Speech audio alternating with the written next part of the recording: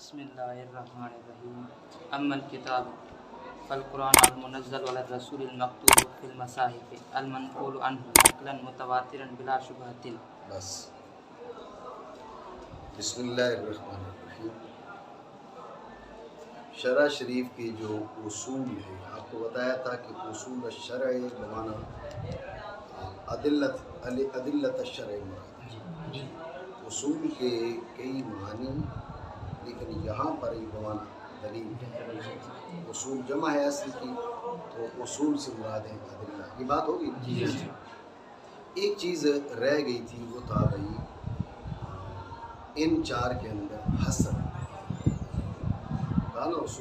उसूल शरअ सलासतुन व लस्र राबिउ, यानी कुल चार हो गए ना। तो इन चार के अंदर हसर की दलील क्या है? वजह हसर जिसे बोलते हैं, ठीक है। तो वजह हसर ये है कि हमारे हक में जो दलील है, हमारे हक में जो दलील है वो वाही होगी या गैर वाही होगी। अगर वाही हो तो फिर मतलूब होगी या गैर मतलूब होगी। वाही हो, मतलूब हो तो किताबुल्लाह, वाही हो, गैर मतलूब हो तो सुन्नत रसूल। अगर गैर वाही हो तो फिर उस पे सबका इत्तेफाक होगा या सबका इत्तेफाक नहीं होगा। अगर सबका इत्तेफाक हो तो इजमाए उम्मत, सबका इत्तेफाक ना हो तो क़ियास। ये वजह असर है, दलील हसर है। बात आई से ये पिछली गुफ्तगू में चीज़ रह गई थी, दोबारा समझिए तवज्जो के साथ। उसूल शरअ से मुराद थी अदिल्ला शरअ, तो ये तीन और अल अस्ल राबिउ कुल हो गई चार। तो अदिल्ला शरअ चार हैं। इन अदिल्ला शरअ के चार में इन्हिसार की वजह और दलील क्या है? वजह असर कहें या दलील असर कहें, दोनों अल्फाज यहाँ पर दुरुस्त हैं, ठीक है ना जी। तो वजह असर ये है कि हमारे हक में जो दलील है वो वाही है या गैर वाही है। अगर वाही है, देखिए गैर वाही वाली चीज़ को हमने छोड़ दी फिलहाल। अगर वाही है तो मतलूब है या गैर मतलूब है। मतलूब हो तो किताबुल्लाह, गैर मतलूब हो तो सुन्नत रसूल। हुजूर की जो सुन्नत है ये भी वाही है। वमा यंतिकु अनिल हवा इन हुवा इल्ला वह्युन युहा, ठीक हो गया, वो भी वाही है। लेकिन जिस अंदाज में तिलावत की जाती है कुरान अज़ीम की, नमाज के अंदर नमाज का जवाज़ बग़ैर कुरान पाक की तिलावत के नहीं है, इस तरह हदीस की तिलावत नहीं होती नमाज के अंदर बगैर। समझिए बात को। तो लिहाजा वाही मतलूब है या गैर मतलूब है। वाही मतलूब हो तो किताबुल्लाह, गैर मतलूब हो तो सुन्नत रसूल। और अगर गैर वाही हो तो फिर उस पर सबका इत्तेफाक या सबका इत्तेफाक नहीं। सबका इत्तेफाक तो इजमा, सबका इत्तेफाक ना हो तो क़ियास। बात आप समझे नहीं समझे? ये है दलील हसन। एक खारजी तौर पे सवाल भी किया जाता है कि बताइए गुज़श्ता शराए हमारे हक़ में हुज्जत है या नहीं? तौरात है, इंजील है, ज़बूर है, उसकी वो बातें जिनकी तायीद कुरान भी कर रहा है, ये हदीस भी कर रही है। समझिए बात को जी। जैसे किसास के बारे में फरमाया, इसके अलावा और भी यही एक चीज़ है जी। आप समझ रहे जी। तो ये हमारे हक में हुज्जत है, हुज्जत नहीं कौल। अच्छा, सहाबी का कौल हमारे हक में हुज्जत है या नहीं? ज़हन में रखना, को भी हुज्जत है। इसलिए कि इमाम आज़म अबू हनीफा रहमतुल्लाह ताला अलैह सहाबा किराम के अक़वाल के मुकाबिल जो है वो नहीं करते, इज्तिहाद नहीं करते। ये पानी भी लाओ के ना, ठीक है। तो चाय तो साहब इमाम आज़म अबू हनीफा रहमतुल्लाह ताला अलैह सहाबा के अक़वाल के मुकाबिल इज्तिहाद नहीं करते। रही बात ताबीन की, तो आप फरमाते हैं हम रिजाल व नहनु रिजाल। ताबीन के जो अक़वाल हैं इमाम आज़म अबू हनीफा रहमतुल्लाह ताला अलैह उसके मुकाबिल इज्तिहाद करते हैं, क्योंकि ख़ुद ताबीन इमाम अबू हनीफा अलैह, लेकिन सहाबा के अक़वाल के मुकाबिल इज्तिहाद नहीं करते। इसका मतलब क्या है भाई? सहाबी का कौल हमारे लिए हुज्जत है, ठीक है। तीसरी चीज़, एक होते तामुल नास, سمجھے بات کو؟ لوگوں کا تعامل چلا آ رہا ہے، لوگ اس پہ عمل کرتے ہیں جی. تو یہ حجت ہے یا حجت نہیں، ذہن میں رکھنا، یہ بھی حجت ہے. پھر اعتراض بنا نا کہ اصول تو 7 ہوں گے، تم نے 4 بولے، اعتراض بنا نہیں. جعفری توجہ نہیں ہے آپ کی جی، توجہ رکھیں. ابھی کیا سمجھا ہے، دوبارہ سمجھے توجہ سے. اعتراض یہ کہ یہ جو حصر ہے 4 میں، ہم اس کو تسلیم نہیں کرتے، اس لیے کہ شرائع من قبلنا وہ ہمارے حق میں حجت ہے یا حجت نہیں. ذہن میں رکھنا، ہم سے پہلے جو شریعتیں گزر گئیں ان میں سے جن چیزوں کو قرآن و حدیث نے منسوخ کر دیا یا رد فرما دیا، شریعتوں کا رد تو نہیں کہیں گے، مطلب منسوخ فرما دیا، وہ تو حجت نہیں. لیکن جن کی قرآن و حدیث نے تائید کر دی وہ ہمارے حق میں حجت ہے. سمجھے بات کو؟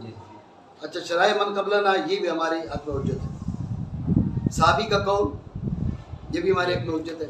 تعامل ناس یہ بھی ہمارے حق میں حجت ہے. تو پھر اصول 4 تو نہ ہوئے، اصول تو 7 ہوئے. اعتراض سمجھے؟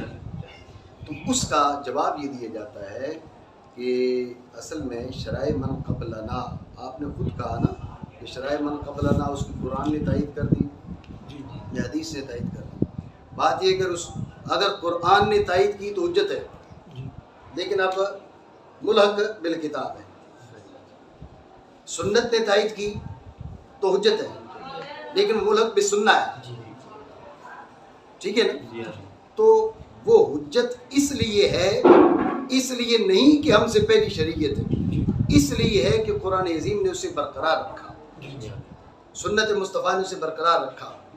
قرآن نے برقرار رکھا تو ملحق بالکتاب ہو گیا، سنت نے برقرار رکھا تو ملحق بالسنہ ہو گیا. لہٰذا یہ مستقل دلیل نہیں ہے کہ ہم اس کو الگ سے شمار کریں. ملحق بالکتاب ہے، ملحق بالسنہ ہے، تو انہی کے ضمن میں آ گیا. ایک کی طرف سے جواب ہو گیا. رہی بات قول صحابی کی، تو ذہن میں رکھنا قول صحابی وہ غیر معقول المعنی ہے یا معقول المعنی ہے.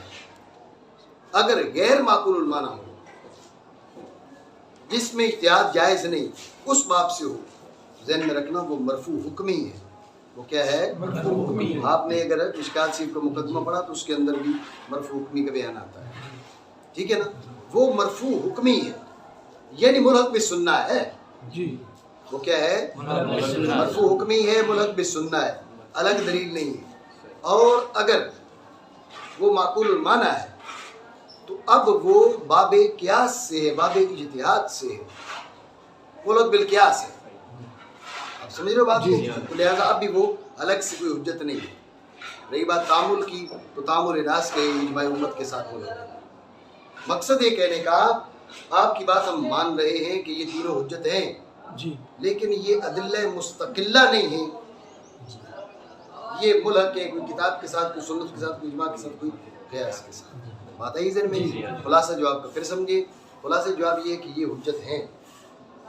شرائع من قبلنا بھی حجت ہے، اقوال صحابہ بھی حجت ہے، تعامل ناس بھی حجت ہے، لیکن یہ ادلہ مستقلہ نہیں بلکہ ادلہ مذکورہ کے ساتھ ملحق ہے. شرائع من قبلنا اس کی تقریر قرآن نے کی، سنت نے کی. قرآن نے کی تو ملحق بالقرآن، سنت نے کی تو ملحق بالسنہ. اگر تائید قرآن و حدیث نے نہیں کی تو اب ہم ان پہ عمل نہیں کر سکتے.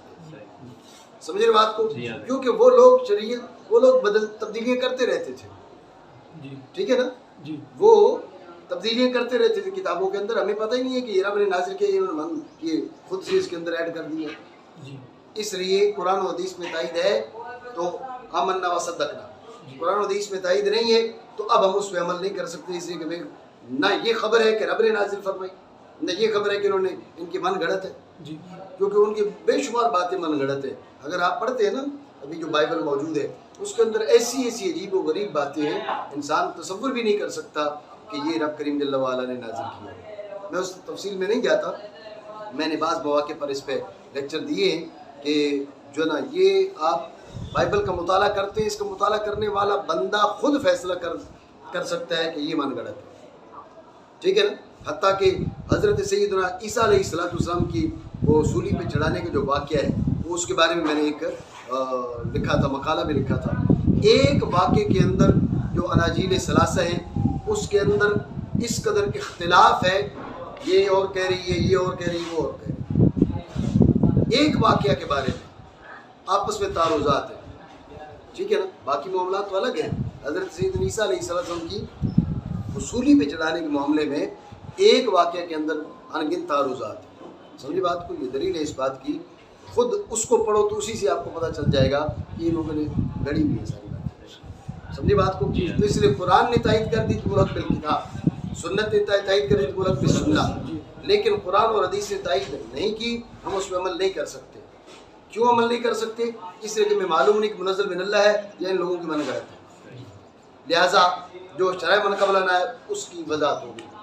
صحابی کا قول وہ معقول المعنی غیر معقول المعنی ہے، اگر غیر معقول المعنی ہو تو ہم اسے رد نہیں کریں گے، وہ مرفوع حکم ہی ہے، لہٰذا ملک بالسنہ، سمجھے، اور معقول المعنی ہے تو وہ باب اجتہاد و قیاس میں داخل ہے، ٹھیک ہو گیا۔ تعامل ناس یہ باب اجماع میں داخل ہے۔ تو خلاصے جواب یہ ہے، یہ تینوں باتیں حجت ہیں، لیکن یہ حجج مستقلہ نہیں ہے، یہ حجج سابقہ، حجج مذکورہ ان کے ساتھ ملحق ہے، اس لیے ہم نے ان کو الگ سے شمار نہیں کیا۔ بات سمجھے نہیں سمجھے؟ یہ گزشتہ جو انہوں نے کہا بھائی ان اصول الشرع ثلاثۃ الکتاب والسنۃ واجماع الامۃ والاصل الرابع القیاس المستنبط من هذه الاصول، اس سے متعلق ہماری گفتگو ہو چکی ہے۔ بات سمجھے نہیں سمجھے؟ ٹھیک ہو گیا؟ پھر آپ غور کیجیے گا تو جو ہے نا جی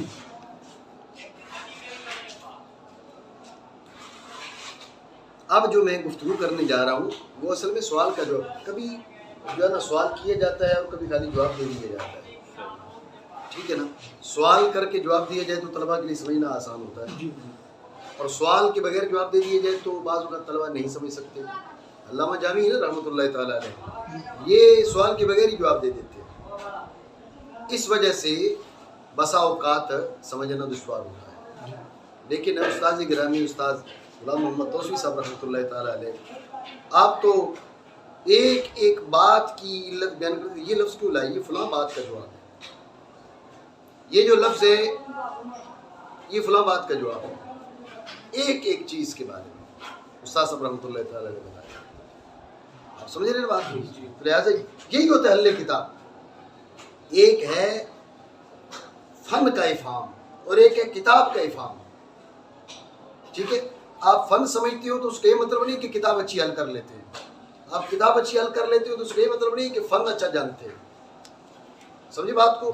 کامل وہ ہے کہ جو فن بھی اچھا جانے اور کتاب بھی اچھی حل کرے۔ ہمارے ہاں زیادہ زور حل کتاب پر ہوتا ہے، اور جو ہے نا وہ جو مجھے کچھ دوستوں نے بتایا کہ جو عرب ممالک میں ادارے ہیں، جامعات ہیں، ان میں حل کتاب پہ زور کم ہوتا ہے اور فن کی تفہیم پر زور زیادہ ہوتا ہے، ٹھیک ہے نا۔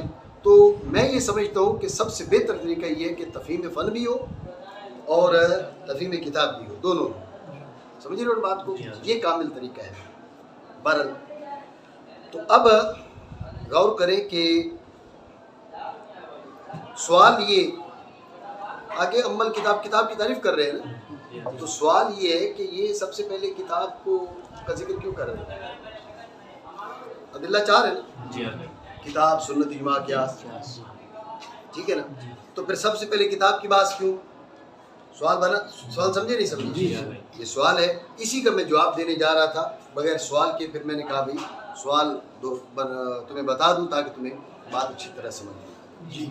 اس کا جواب یہ ہے کہ اصل میں جو کتاب اللہ ہے اس کی حجیت میں کسی قسم کا کوئی اختلاف نہیں، سنت، اجماع، قیاس، اس کے بارے میں بعض لوگوں کو کلام ہے، سمجھے بات کو، تو جن کو سنت کی حجیت میں کلام ہے وہ ان کو تو ہم درست عقیدے والا نہیں سمجھتے، سمجھ رہے بات کو، لیکن پھر بھی کلام کرنے والے تو ہیں نا، کلمہ گویان ہو کر بھی ان کو کلام ہے سنت کی حجیت میں، اجماع کی حجیت میں، قیاس کی حجیت میں، لیکن کلمہ گویان میں سے کسی کو کتاب اللہ کی حجیت میں کوئی کلام نہیں ہے، اس لحاظ سے کتاب اشرف ہے، بات سمجھے، ایک وجہ۔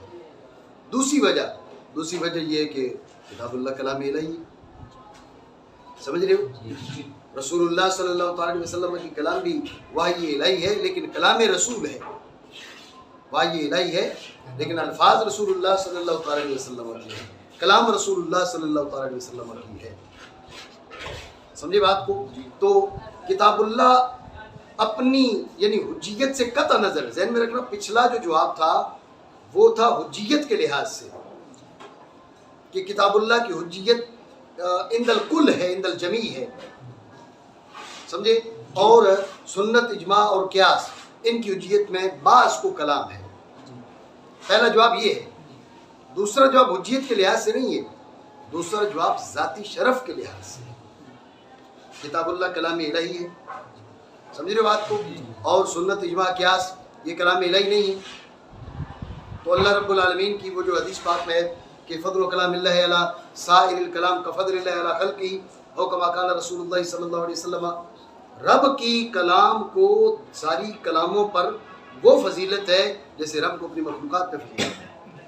تو سمجھ رہے ہو نہیں؟ جی. تو چونکہ یہ افضل و اعلیٰ ہے اس لیے اس کو پہلے ذکر کیا. بات سمجھیے؟ ایک اور وجہ بھی کر لیں اس کو پہلے بیان کرنے کی. تیسرا جواب یہ ہے کہ سنت، اجماع اور قیاس ان کی حجیت موقوف ہے اس بات پر کہ کتاب اللہ کے مخالف نہ ہو. کتاب اللہ کے مخالف ہوں تو حجت نہیں ہے. سمجھے بات کو؟ سنت کبھی کتاب اللہ کی مخالف نہیں ہو سکتی، یہ ذہن میں رکھیں. لیکن کبھی ہمارا ذہن نہیں سمجھ پاتا یا وہ سنت ہوتی نہیں، بیچ میں سے کسی نے ایسی گاڑ لی.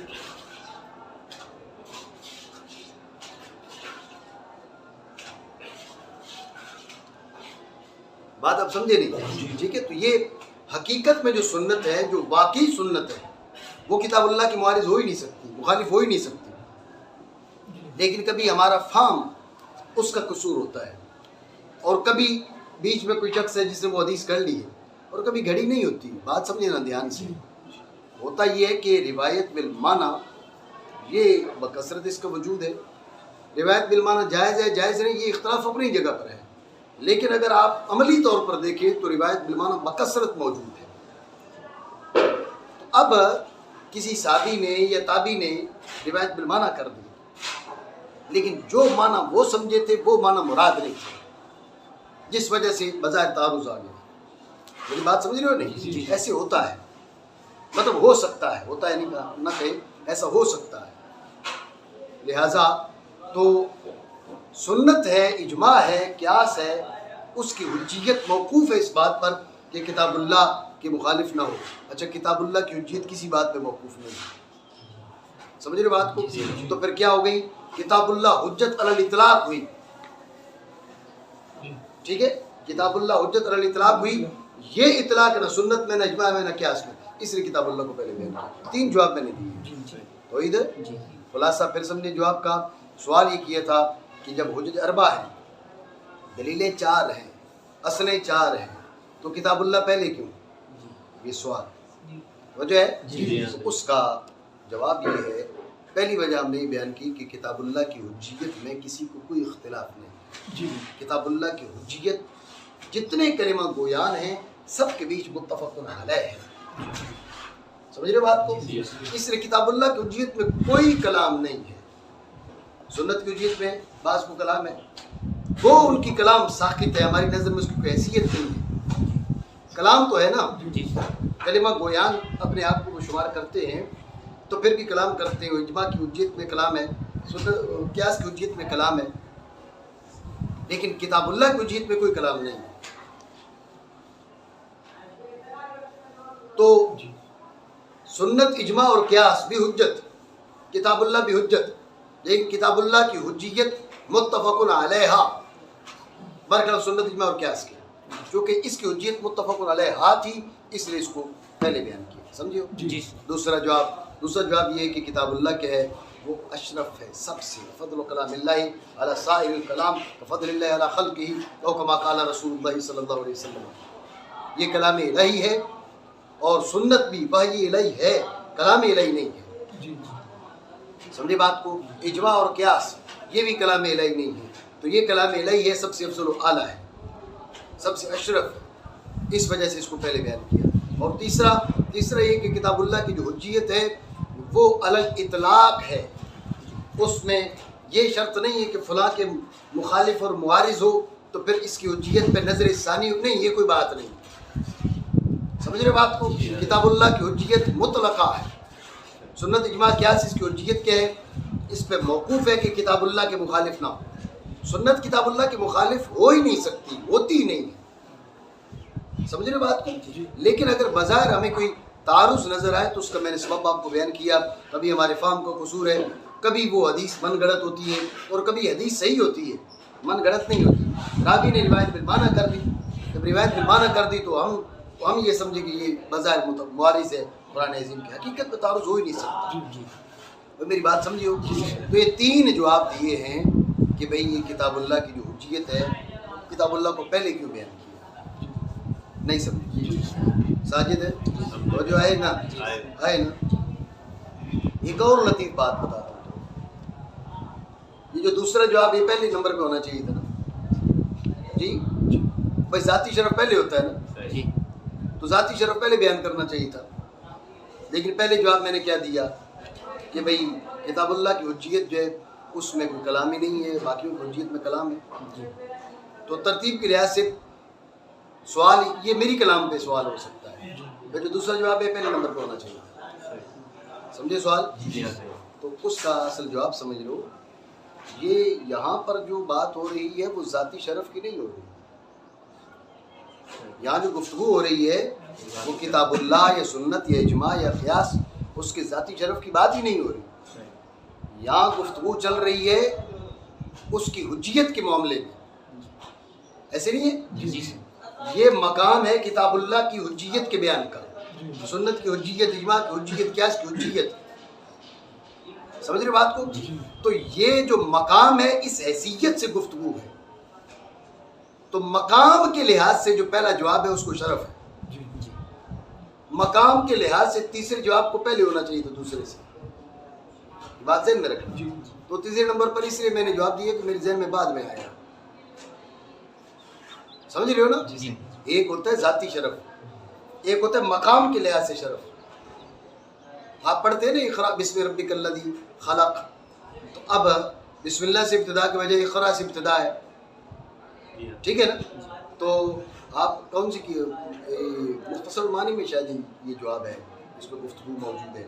مختصر المعانی پڑھ رہے ہیں جی؟ پڑھ رہے ہیں نا؟ ابھی شروع ہوئی ہوگی، آگے چل کے اس پہ بات آئے گی. تو بات یہ ہے کہ اب ذاتی طور پر تو بسم ربک اس کو شرف ہے، لیکن مقام مقتضی مقام جو ہے اس لحاظ سے قرات کو شرف ہے. اور بلاغت کیا ہے؟ بلاغت مقتضی مقام اور مقتضی حال کا لحاظ کرنا، اس کے مطابقت رکھنا، ساتھ مطابقت اس کے مطابق ہو کلام تو اب کہ وہ فصیح اور بلیغ ہوتی ہے. اگر مقتضی حال مقام کے مطابق نہ ہو تو اب کلام میں فصاحت و بلاغت نہیں ہوتی. بات سمجھ رہے ہو نا؟ تو ذاتی شرف کی بنیاد پہ کلام اور ہوتی ہے، مقتضی مقام اور مقتضی حال کی رعایت ضروری ہوتی ہے فصاحت و بلاغت کے اندر. بات سمجھ رہے ہو نا؟ تو اسی لیے کہتے ہیں بھائی جو قرآن پہلی جو وحی ہے وہ بسم ربک الذی خلق اقرا، اس کے بجائے کیا ہے؟ اقرا. اقرا پہلے، اس لیے کہ مقام میں کیا تھا؟ اللہ کا نام تو لے ہی رہے تھے نا آپ علیہ السلام. گھر بار چھوڑ کے ادھر جو غار حرا میں بیٹھے ہوئے تھے، رب کی یاد میں مصروف تھے نا. تو رب کی یاد تو کر رہے تھے، مقام قرات تھا، اس لیے سب سے پہلے کہا کہ اقرا بسم ربک الذی خلق اقرا، قرات کی تقدیم کی. بات سمجھ رہے ہو نا؟ تو یہ آپ مختصر المعانی کے اندر بھی اس کی مزید کچھ وضاحت پڑھ لیں. تو یہ میں نے خارجی طور پر سوال کیا کہ بھئی یہ جو ترتیب ہے، جو دوسرا جواب ہے وہ ذاتی شرف کا ہے. لیکن ذاتی شرف کو اگر ذاتی شرف کے بارے میں گفتگو ہوتی تو یہ دوسرا جواب پہلے بیان کرنا چاہیے تھا. لیکن میں نے پہلے وہ جواب اس لیے دیا کہ یہاں پر گفتگو ہو رہی ہے اس کی حجیت کے لحاظ سے. تو اس چیز کا لحاظ کرو تو پہلا جواب ہے اسے مقدم ہونا چاہیے تھا، حتیٰ کہ جو تیسرا جواب ہے اسے دوسرے سے پہلے ہونا چاہیے. تو میں نے تیسرے نمبر پہ اس لیے دیا کہ میرے ذہن میں بعد میں آیا. کیا بھائی بات سمجھو نہیں سمجھے؟ ٹھیک ہو گئے تو ہی نا. تو سوال یہ ہوا کہ کتاب اللہ کی بات پہلے کیوں؟ تو اس کا ہم نے جواب دے دیے، 3 جواب دے دیے. بات ہے ہی ذہن میں. آپ دیکھیں کہ کتاب اللہ کی بات سے شروع ہو رہی ہے تو سب سے پہلے کتاب کی تعریف کر رہے ہیں. سب سے پہلے کیا کر رہے ہیں؟ کتاب کی تعریف کر رہے ہیں. تو آپ یہ بھی اس پہ بھی ایک سوال کر سکتے ہیں کہ بھئی یہ کتاب اللہ کی تعریف کیوں؟ دیکھیں نا، جو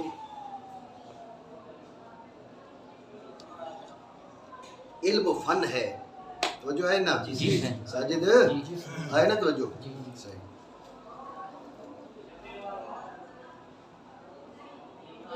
فن اور علم جو ہوتا ہے وہ شے کے احوال سے گفتگو کرتا ہے. فاروق کس سے گفتگو کرتا ہے؟ عوارض ذاتیہ سے. ما یبحث فی العلم عن عوارض ذاتیہ. جی، تو موضوع کے احوال سے، موضوع کے عوارض ذاتیہ سے علم میں بحث ہوتی ہے.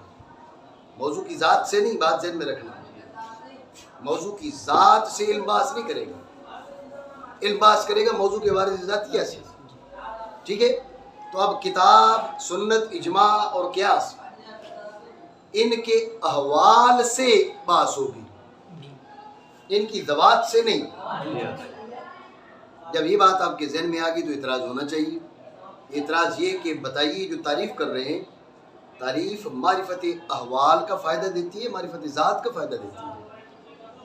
بولو. معرفت ذات کا نا. جعفری رپلائی تو کرو نا یار. کرم دین کوئی بات کرتا تو یہ پہلے جواب دے دیتا.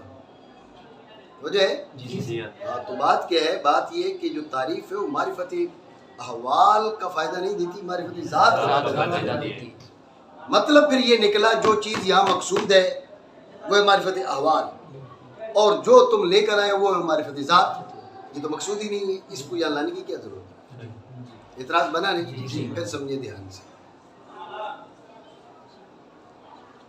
اعتراض یہ ہے کہ جو ہم نے کہا بھئی یہاں پر کتاب اللہ، کتاب کی تعریف کر رہے ہیں، سب سے پہلے کتاب کی تعریف کر رہے ہیں. سب سے پہلے کتاب کی بات کیوں لے کر آئے؟ اس پہ ہم گفتگو کر چکے ہیں. سب سے پہلے کتاب کی تعریف کر رہے ہیں. سوال ہے کہ سب سے پہلے کتاب کی تعریف کیوں؟ سب سے پہلے نہیں، کتاب کی تعریف کیوں؟ بات یہ کہ علم کے اندر، فن کے اندر موضوع کے احوال اور عوارض سے بحث کی جاتی ہے. ما یبحث فی العلم عن عوارض ذاتیہ. علم میں جس کے عوارض ذاتی سے بحث کی جائے وہ اس کا موضوع ہے. تو احوال اور عوارض سے بحث یہ موضوع ہے. موضوع کے احوال اور عوارض سے بحث ہوتی ہے. اب ہم آپ سے پوچھتے ہیں کہ تعریف، کسی بھی شے کی تعریف معرفت احوال کا فائدہ دیتی ہے، معرفت ذات کا؟ معرفت ذات کا.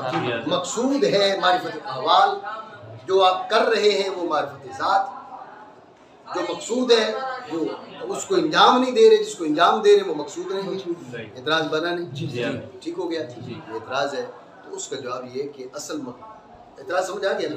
تو اس کا جواب ہے کہ اصل مقصود ہے معرفت احوال، لیکن معرفت احوال موقوف ہے معرفت ذات پر. ٹھیک ہے؟ آج چھٹی کر گیا، وہ دیکھو جی آیا ہی نہیں ہے، غیر حاضری لگ گئی اس کی. جب تک یہ نہ پتہ چلے وہ بات کس کی ہو رہی ہے، سمجھ رہے ہو نا؟ وہ ضمیریں ویسے لوٹاتے جاؤ تو پتہ ہی نہ ہو کہ کس کی بات ہو رہی ہے. ہم اسے پہچانتے ہی نہ ہو. ہم پہچانیں گے تو اب اس کے احوال سے کے بارے میں ہم گفتگو بھی کر پائیں گے، وہ احوال کی معرفت کا ہمیں فائدہ بھی ہوگا. آپ سمجھ رہے ہو نا؟ تو بات یہ ہے کہ یہ بات درست ہے. علم اور فن بحث کرتا ہے شے کے احوال سے، موضوع کے احوال سے، لیکن معرفت احوال تب مفید ہوگی جب کہ ذات کی معرفت حاصل ہو.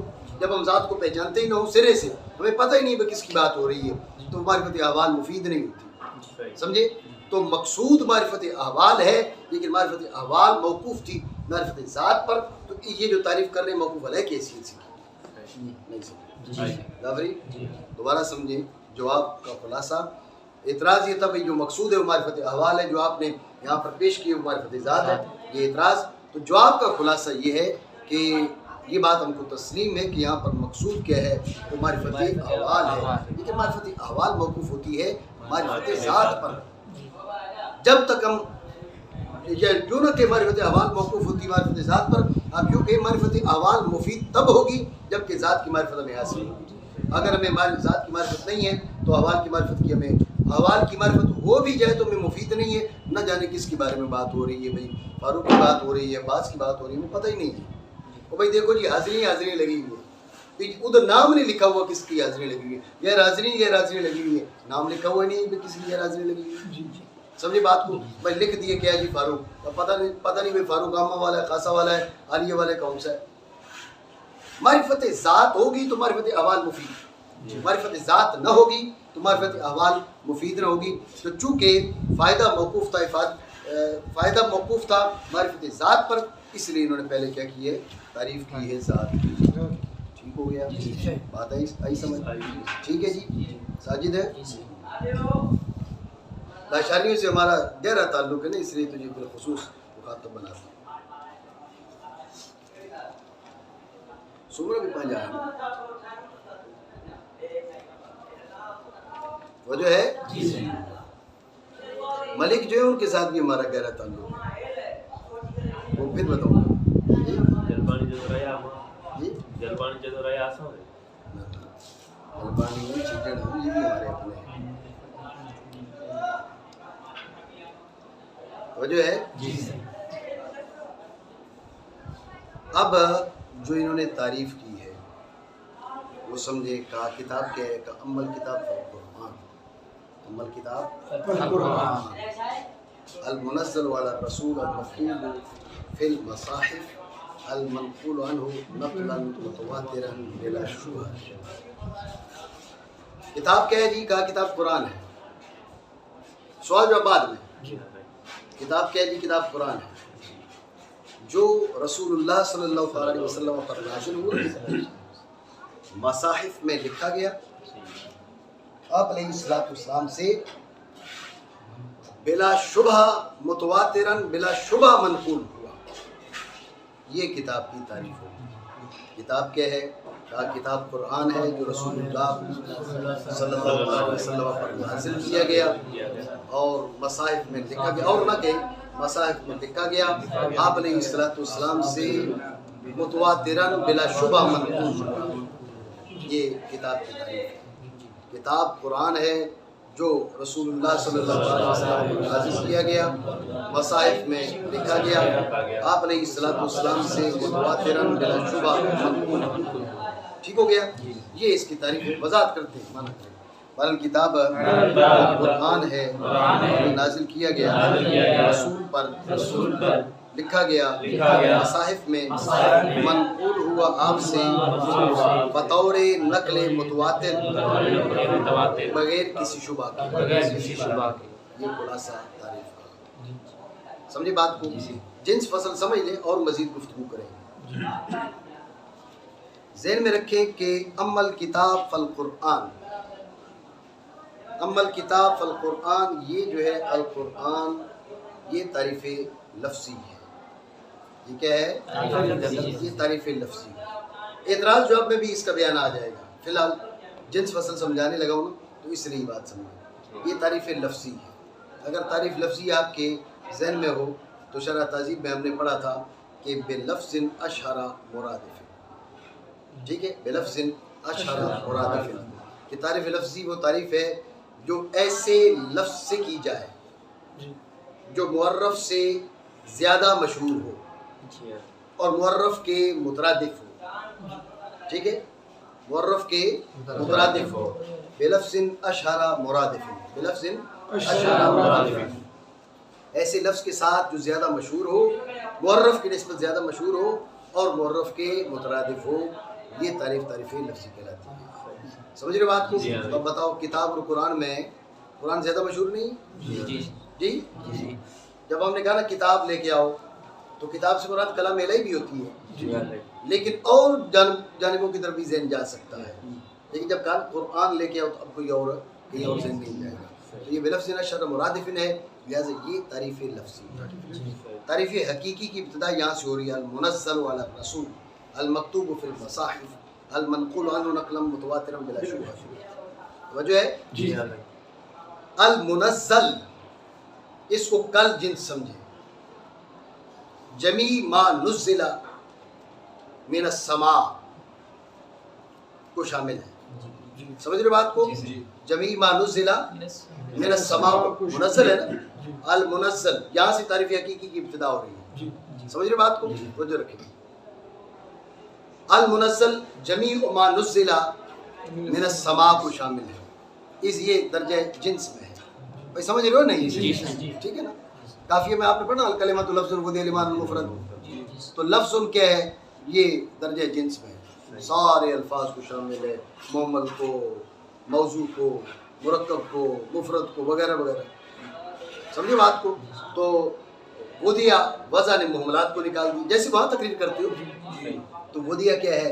وہ فصل اول ہے، ٹھیک ہے نا؟ اسی طرح لمان الفصل ثانی ہے، مفرد فصل ثالث ہے، تو تعریف جنس فصل پر مشتمل ہوتی ہے، تو یہ بھی آپ کو بتا رہا ہوں وہی اس میں المنزل درجہ جنس پر ہے، ٹھیک ہے نا؟ ما بے شمول، ما بے اشتراک، وہ منزل اس کو شامل ہے، جمیع ما نزل من السماء کو شامل ہے، جو جاگ رہے ہیں ان کو بات سمجھ آئے نہ آئے، جو سو رہے ہیں انہیں بات کیسے سمجھ آئے؟ تو ادھر جی جی صحیح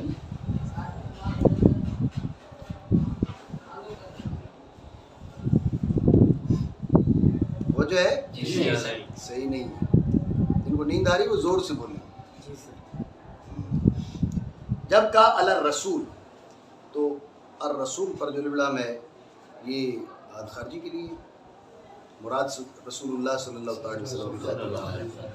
اب ذہن میں رکھنا المنزل الرسول، الرسول نے تورات کو نکال دیا، زبور کو نکال دیا، انجیل کو نکال دیا، صحف آدم کو نکال دیا، صحف شیس کو نکال دیا، صحف ابراہیم کو نکال دیا، صحف موسیٰ کو نکال دیا، صحف ادریس کو نکال دیا، جن جن پر بھی نازل ہوئے۔ المنزل نے سب کو شامل تھا، الرسول یہ فصل اول ہے، یہ رسول اللہ صلی اللہ علیہ وسلم کے علاوہ باقی جس پر جو بھی نازل ہوا وہ نکل گیا، سمجھے بات کو؟ تو یہ ایک قید ہوئی، پہلی فصل ہوئی۔ المکتوب فی المصاحف، کیا؟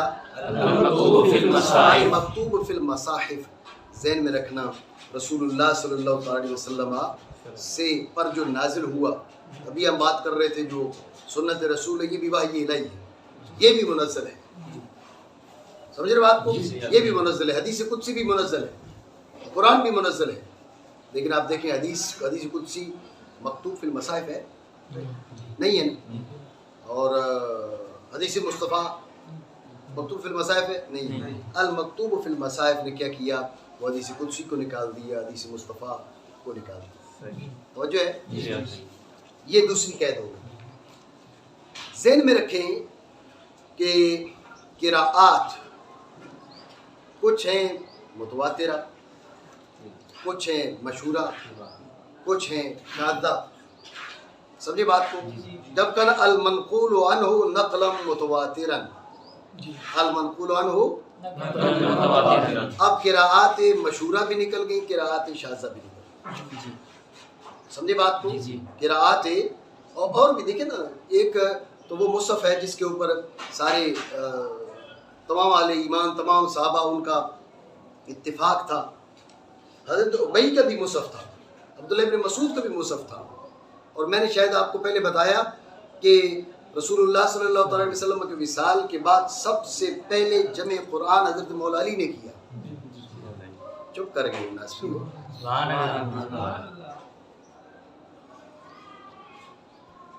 تو حضرت مولا علی کا بھی مصحف تھا، سمجھے؟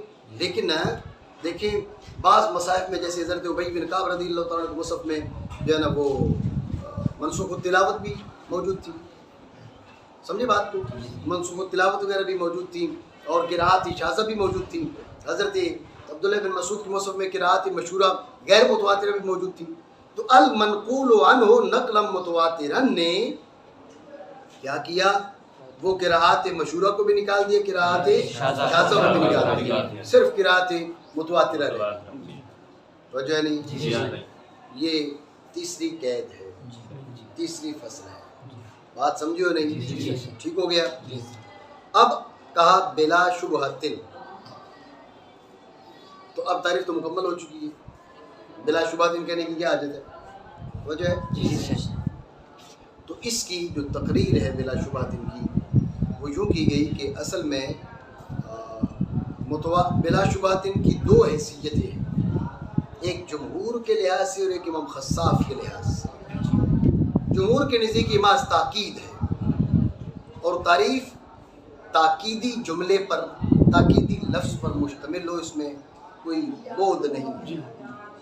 اور بالخصوص توجہ رکھنا، بالخصوص مشائخ کی جو تعریفیں ہیں، ایک ہے مناطقہ کی تعریفیں کہ جو بال کی کھال اتارنا فرض عین سمجھتے ہیں، تو مناطقہ فلاسفہ کی تعریفیں الگ ہیں، ان کا اسلوب الگ ہے۔ مشائخ کا جو مقصد رہا ہے، ان کا جو اسلوب ہے وہ افادہ اور استفادہ ہے۔ بسا اوقات ان کی تعریفیں جامع نہیں ہوتی، بعض اوقات دخول غیر سے معنی نہیں ہوتی، لیکن مفید ہے۔ مشائخ ہماری ایسی تعریفیں کرتے رہے ہیں۔ اس لیے اگر ایک لفظ آ گئے جس کی حاجت نہ تھی صرف تاکید کے لیے، تو ہو سکتا ہے اس میں کوئی خرابی نہیں ہے۔ تو جمہور کے نزدیک جو کہ متواتر کی ایک قسم ہے جو بلا شبہ ہو، اس لیے بلا شبہ ان کے وہ تاکید ہے۔ خصاف رحمہ اللہ تعالیٰ فرماتے ہیں متواتر کی دو قسمیں، ایک بلا شبہ اور ایک جس میں شبہ ہو، جسے مشہور کہتے ہیں۔ مشہور تو خصاف رحمہ اللہ تعالیٰ مشہور کو بھی متواتر کی قسم شمار کرتے ہیں۔ تو اب المنقول عنہ نقلا متواترا نے قراءات شاذہ کو نکالا ہے، مشہورہ کو نہیں نکالا خصاف علیہ رحمہ کے نزدیک۔ تو بلا شبہ جو ہے امام خصاف رحمہ اللہ تعالیٰ کے نزدیک کیا ہے، یہ قید رابع بن جائے گی، فصل رابع بن جائے گی، اس سے قراءت مشہورہ نہیں۔ میری بات سمجھو جعفری صاحب؟ ٹھیک ہو گیا؟ خلاصہ اس جنس فصل کا ایک بار پھر سمجھیں۔ اما الکتاب، اس سے تعریف شروع ہو رہی ہے۔ فالقرآن، یہ تعریف لفظی ہے۔ تعریف حقیقی کی جو ابتدا ہے المنزل علی رسول سے ہو رہی ہے، ٹھیک ہے۔ المنزل یہ درجہ جنس میں ہے، کل جنس ہے، جمیع ما نزل من السماء کو شامل ہے۔ علی رسول جو ہے قید اول ہے، رسول اللہ صلی اللہ علیہ وسلم کے علاوہ دیگر انبیاء پر جو کچھ بھی نازل ہوا اس سے یہ علی رسول کی قید سے وہ سارے کے سارا نکل گیا، ٹھیک ہے۔ یہ قید اول ہے۔ پھر آپ علیہ الصلوۃ والسلام پر جو نازل ہوا، حدیث قدسی بھی ہے، حدیث رسول بھی ہے، اور جو ہے قرآن عظیم بھی ہے۔ قرآن عظیم کی آیات جو منسوخۃ التلاوت ہے وہ بھی ساری کی ساری، جب کہ المنقول المکتوب فی المصاحف، کیا کہا؟ المکتوب فی المصاحف۔ تو اب جو ہے نا وہ نکل گئی، حدیث قدسی نکل گئی اور حدیث رسول نکل گئی، اور آیات منسوخۃ التلاوت وہ ساری نکل گئی۔ سمجھو بات کو؟ لیکن قراءات مشہورہ بھی ابھی داخل ہے، قراءات شاذہ بھی داخل ہے، قراءات متواترہ بھی داخل ہے۔ جب کہ المنقول عنہ نقلا متواترا، المنقول عنہ نقلا متواترا ذہن میں رکھنا۔ اب قراءات مشہورہ بھی نکل گئی، قراءات شاذہ بھی نکل گئی، کیونکہ وہ درج تھی مصاحف میں، وہ جو ہے نہیں ہے وہ مصحف ابی بن مسعود میں، مصحف ابی بن مسعود نہیں، ابی بن کعب۔ خالی جی کرتے ہو، بندہ کو لفظ غلط بولتا ہے تو سامنے سے بتاتا تو جی، ہر بات پہ جی نہیں کی جاتی۔ ابی بن مسعود نہیں، ابی بن کعب ہے، ٹھیک ہے، اور عبداللہ بن مسعود ہے۔ تو عبداللہ بن مسعود کے مصحف میں، ابی بن کعب کے مصحف میں قراءت متواترہ موجود ہے، قراءت مشہورہ موجود ہے، قراءت شاذہ موجود ہے۔ المنقول عنہ نقلا متواترا، اس نے کیا کیا؟ اس نے قراءت مشہورہ کو نکال دیا، قراءت شاذہ کو نکال دیا۔ یہ قید ثالث ہے، فصل ثالث ہے، ٹھیک ہو گیا؟ آپ کہیں گے پھر بلا شبہۃ، تعریف تو مکمل ہو گئی ہے، تو بلا شبہۃ اس کو لانے میں کیا حکمت ہے، کیا فائدہ ہے؟ تو آپ سمجھیے گا دھیان سے۔ بات یہ ہے کہ بلا شبہۃ اس کی دو حیثیتیں، ایک جمہور کے نزدیک اور ایک امام خصاف رحمہ اللہ تعالیٰ کے نزدیک۔ جمہور کے نزدیک متواتر کی ایک ہی قسم ہے بلا شبہ، تو جمہور کے نزدیک بلا شبہ صرف تاکید ہے، وجہ ہے نہیں۔ اور یہ آپ اعتراض نہیں کر سکتے بتاکید کیوں کی۔ بات یہ کہ تعریف کے اندر کوئی ایسا لفظ ہو جو صرف تاکید پر مشتمل ہو تو اس میں کوئی حرج نہیں۔ بالخصوص ہمارے مشائخ کے نزدیک جو صرف افادہ اور استفادہ پر نظر رکھتے تھے، ٹھیک ہے نا، یہ مناطق کے جو دقائق اور جو ہے نا یہ بال کی کھال اتارنے والا سلسلہ، مشائخ اس کا ارتکاب نہیں کرتے تھے۔ بے شمار تعریفیں ان کی جو جامع نہیں ہیں، بے شمار تعریفیں جو دخول غیر سے معنی نہیں ہیں، لیکن فائدہ ہے وہ تعریف کر دیا۔